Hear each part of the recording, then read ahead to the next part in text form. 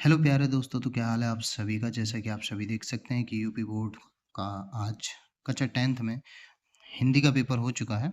और आज की वीडियो में हम चर्चा करने वाले हैं आपके सामने 801 एफवी कोड के पेपर के सॉल्यूशन के बारे में। चलिए हम आप सभी को बताते हैं कि किस तरीके का पेपर आया है और इनके एमसीक्यू क्या रहने वाले हैं।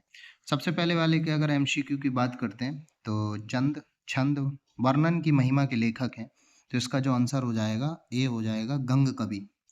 इसके बाद कह रहा है दूसरा नंबर निम्नलिखित में से छायावादी गद्यकार नहीं है, तो इसका जो करेक्ट आंसर हो जाएगा आपका सी जयप्रकाश भारती। इसके बाद मैला आंचल की विद्या है, तो मैला आंचल किसकी विद्या है, तो इसका जो करेक्ट आंसर होने वाला उपन्यास। तीसरे का जो हो जाएगा आपका डी हो जाएगा, यानी कि उपन्यास। चंद्रगुप्त नाटक के नाटककार हैं, यानी कि चौथा नंबर का बी हो जाएगा जयशंकर प्रसाद। इसके बाद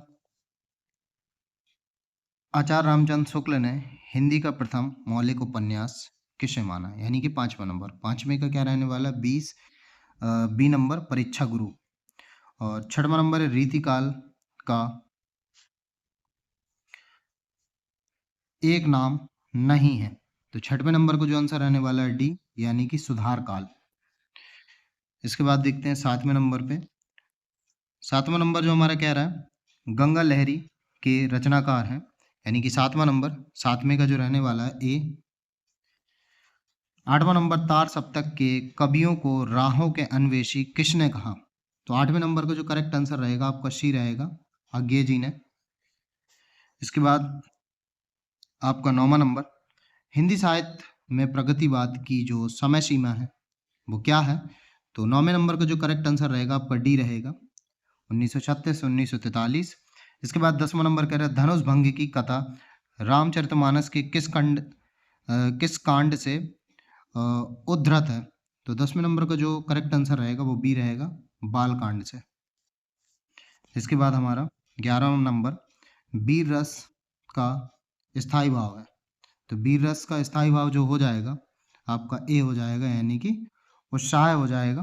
दोहा छंद के प्रथम एवं तृतीय चरण में कितनी मात्राएं होती हैं, तो 12वें नंबर का बी करेक्ट आंसर हो जाएगा, 13-13। इसके बाद 13वें नंबर में जो क्वेश्चन कह रहा है पीपर पात सरिस मंडोला में अलंकार है, तो 13वें का जो करेक्ट हो जाएगा वो डी हो जाएगा, यानी कि उपमा।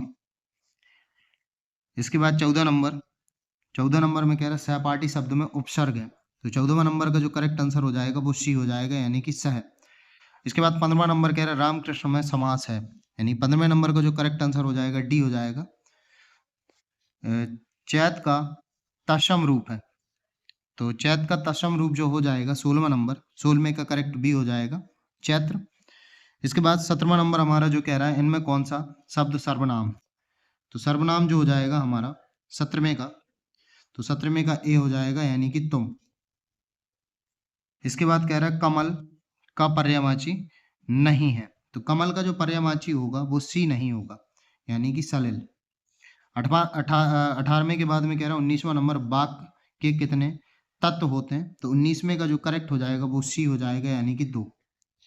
इसके बाद 20वां नंबर देखेंगे तो कह रहा है कि युष्मदा शब्द का तृतीय विभक्ति एक वचन रूप है, तो 20वें नंबर का करेक्ट जो हो जाएगा वी नंबर हो जाएगा। तो कुछ इस तरीके का आपका ये पेपर था आज का। आप लोगों का पेपर उम्मीद करता हूँ मैं अच्छा गया होगा। कमेंट बॉक्स पे कमेंट करके बताना आप लोग वीडियोस कहाँ से देख रहे हैं और आपके कितने एमसीक्यू सही हो रहे हैं, या आपके काटने पिटने के बाद में टोटल कितना मार्क्स बनने की संभावना है।